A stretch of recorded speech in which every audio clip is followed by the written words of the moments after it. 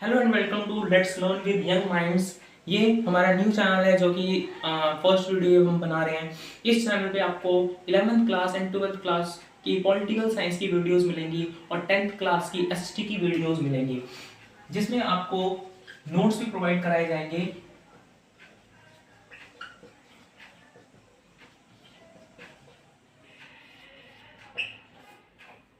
Notes आपको description में provide करा दिए जाएंगे पीडीएफ फॉर्म में या फिर लिंक दे दी जाएगी, जिससे आप नोट्स इसके ले सकते हैं। 11 इसमें बेसिकली इस चैनल को स्टार्ट करने का यही मोटिव था कि एसएसटी के लिए और 11th-12th की पॉलिटिकल साइंस के लिए अच्छी वीडियोस, अच्छे से कंटेंट्स आपको मिले और अच्छे तरीके से आपको एजुकेशन मिले, आप सीख सके कुछ नया। और इसमें जैसे मैंने क्या है 11th क्लास की वीडियो सर्च की जब यूट्यूब पे, तो लेटेस्ट सिलेबस जो हमारे 2021-22 का जो सेशन चल रहा है, इस सेशन के लिए लेटेस्ट सिलेबस के अकॉर्डिंग वीडियोस मिली ही नहीं। तो जिसके कारण जो वीडियोस हैं वो बहुत पुरानी है, जो कई साल पुरानी वीडियोस हैं। तो इसलिए 11th क्लास की इसमें भी वीडियोस आपको प्रोवाइड कराई दी जाएंगी, जिसमें क्या है आपको लेटेस्ट सिलेबस इस सेशन के अकॉर्डिंग, जो सीबीएसई का न्यू पैटर्न है उसके अकॉर्डिंग आपको पूरा सिलेबस मिलेगा, पूरे सारे चैप्टर्स कराए जाएंगे और बिल्कुल अच्छे से नोट्स के साथ आपको इन चैप्टर्स को कराए जाएंगे और अच्छे से समझाए जाएंगे। तो इस चैनल को ज़्यादा से ज़्यादा आप सब्सक्राइब करें, अपने फ्रेंड्स के साथ शेयर करें। मैं सौरभ मिश्रा। आज हम पॉलिटिकल साइंस क्लास 12 के चैप्टर नंबर 5 जो हमारे बुक का है उसको करने जा रहे हैं। जैसे चैप्टर का नाम है भारत में दल एवं दलीय व्यवस्था। भारत में दल एवं दलीय व्यवस्था से मतलब क्या है कि भारत में जो अलग अलग पार्टी है, अलग अलग पार्टियां बनी, उस पार्टी का, और मेनली इसमें कौन सी पार्टी की बात करेंगे हम लोग, कांग्रेस की। जो आपके एनसीईआरटी में मेनली कांग्रेस पार्टी के बारे में दिया गया है और उसी के इर्द गिर्द ये सारा चैप्टर घूमता है। ठीक है, तो भारत में दल एवं दलीय व्यवस्था की, किस तरीके की दलीय व्यवस्था भारत में थी हमारे आज़ादी के बाद, 1947 के बाद, उसके बारे में हम इस पूरे चैप्टर में पढ़ेंगे। ये हमारा फर्स्ट पार्ट है जो कि हमारा इंट्रोडक्शन पार्ट होगा। इसमें एक तरीके से पूरे चैप्टर की समरी होगी। तो लेट्स स्टार्ट करते हैं। इसमें सबसे पहले हमारा टॉपिक आएगा राजनीतिक उत्तराधिकार की चुनौती। राजनीतिक उत्तराधिकार की चुनौती यानी इसमें पहला है नेहरू के बाद शास्त्री और शास्त्री के बाद इंदिरा।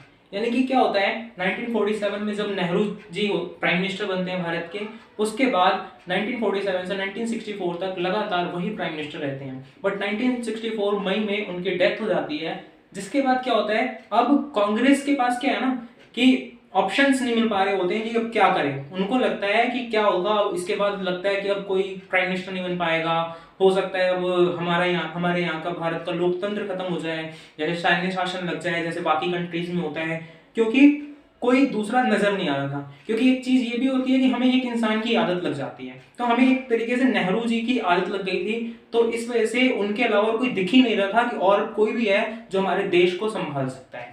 तो क्या हुआ, अब नेहरू जी के बाद कौन आता है, हमारे शास्त्री जी आते हैं, लाल बहादुर शास्त्री। वो प्राइम मिनिस्टर बनते हैं, बट वो भी ज्यादा दिन तक नहीं चल पाते हैं। वो 1966 में जनवरी में उनकी डेथ हो जाती है ताशकंद में। तो जिस वजह से उनके बाद फिर और समस्या आ जाती है, और कैसे क्या होता है वो सारी चीजें हम डिस्कस करेंगे इस चैप्टर में अगले अगले पार्ट्स में। तो क्या होता है, अब शास्त्री जी के बाद अब कौन प्राइम मिनिस्टर बनेगा, ये चीजें सोचने वाली होती है, क्योंकि उसके बाद और कोई फेस दिख नहीं रहा होता। तो इस बीच में दो लोगों के बारे में सोचा जाता है, एक इंदिरा गांधी और मोरारजी देसाई। अब इन दोनों में क्या होता है, इन दोनों में देखा जाता है कि इन दोनों में से किसको बनाया जाए। बट क्या था, इसमें इंदिरा गांधी को चूज किया जाता है। वो क्यों चूज किया जाता है, कैसे क्यों चूज किया जाता है, इंदिरा गांधी को क्यों चूज किया, ये सारी चीजें हम आगे इस चैप्टर में पूरा पढ़ेंगे।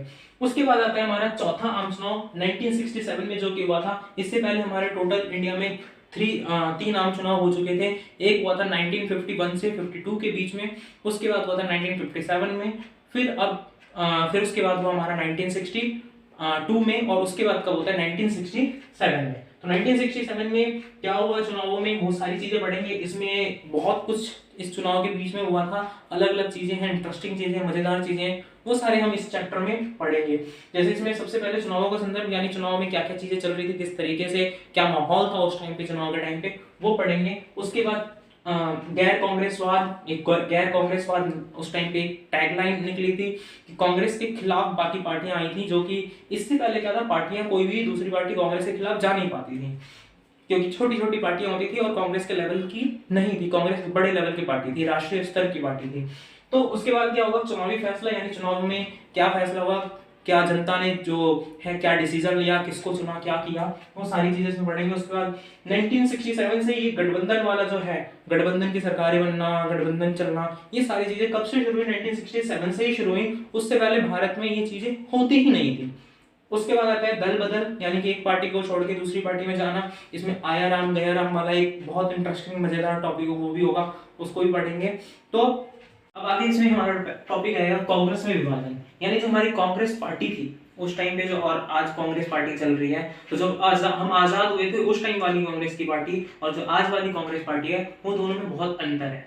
तो वो कांग्रेस जो थी उसमें विभाजन कैसे हुआ, कांग्रेस अलग कैसे हुआ, वो भी उसमें देखते हैं कि कांग्रेस के अंदर ही दो ग्रुप बट गए थे, एक था इंदिरा गांधी का ग्रुप और एक सिंडिकेट। सिंडिकेट का मतलब क्या होता है, ग्रुप बोलते हैं सिंडिकेट, यानी पुराने लोगों का ग्रुप।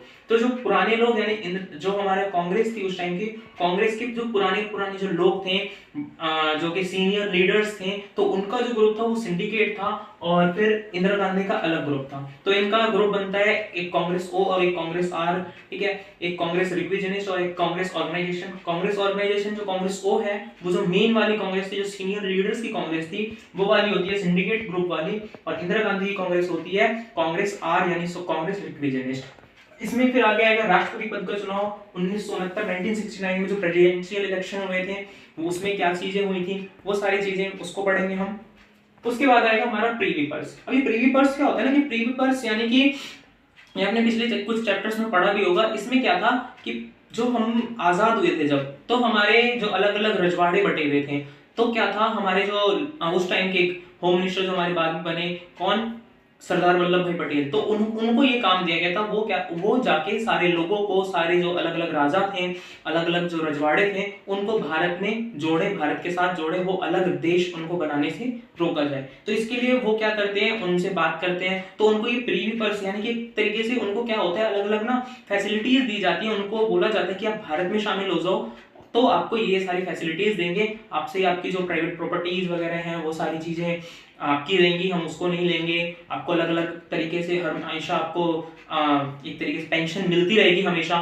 तो ये सारी चीजें वो उनसे डिस्कस करते हैं और ये सारी बात करते हैं, उसको प्रीवी पर्स बोला गया था। तो ये प्रीवी पर्स की समाप्ति की गई थी, इंदिरा गांधी ने प्रीवी पर्स को खत्म किया था। तो कैसे खत्म किया, क्यों किया, वो चीजें पढ़ेंगे। उसके बाद है 1971 का चुनाव और कांग्रेस का पुनर्स्थापन, यानी 1971 में फिर से इलेक्शन होता है, यानी 1961 में चौथा आम चुनाव होता है और 1971 में पांचवा आम चुनाव हो जाता है, सिर्फ 4 साल में ही, 5 साल भी कंप्लीट नहीं होते हैं। वो क्यों होता है ऐसा, ये भी चीजें पढ़ेंगे। उसमें क्या है, उसके बाद क्या होता है, 1971 में चुनाव के बाद फिर कांग्रेस जो है वो पुनर्स्थापन, यानी कि कांग्रेस एक अच्छे तरीके से उभर के आती है, बन जाती है एक, क्योंकि बीच में टूट रही थी। अब क्या होता है 1971 के बाद वो एक यानी कि एक नहीं, मतलब सिर्फ एक ग्रुप बचेगा, दूसरा वाला जो एक ग्रुप है वो खत्म हो जाएगा। तो कौन सा ग्रुप खत्म होता है, कौन सा बचता है, वो भी आपको इस चैप्टर में पढ़ने को मिलेगा। उसके बाद परिणाम, और उसके बाद यानी जो 1971 के इलेक्शन होते हैं 1971 में, उसमें क्या रिजल्ट्स आता है और क्या उसके बाद क्या होता है, वो चीज पढ़ेंगे। उसके बाद कांग्रेस का पुनर्स्थापन, यानी कांग्रेस कैसे पुनर्स्थापित हुई, कैसे बनी दोबारा से, वो पढ़ेंगे। और इसमें 2 टॉपिक्स और ऐड किए गए हैं सीबीएसई की तरफ से, एक है द्विदलीय प्रणाली और बहुदलीय प्रणाली। ये दोनों, द्विदलीय प्रणाली क्या होती है, बहुदलीय प्रणाली क्या होती है, ये चीजें इसमें हम पढ़ेंगे। तो ये हमारा समरी है इस चैप्टर का, ये इंट्रोडक्शन पार्ट था इस चैप्टर का। तो भारत में दल और दलीय व्यवस्था, तो ये सारी चीजें हम इस चैप्टर में पढ़ने जा रहे हैं। मुझे उम्मीद है आप लोग अच्छे से पढ़ेंगे और इसको अच्छे से समझेंगे भी। आपको इसके नोट्स भी मिलेंगे अगर आप डिमांड करेंगे तो। Thank you so much. इस वीडियो को लाइक, शेयर एंड सब्सक्राइब इस चैनल को जरूर करें। Thank you very much.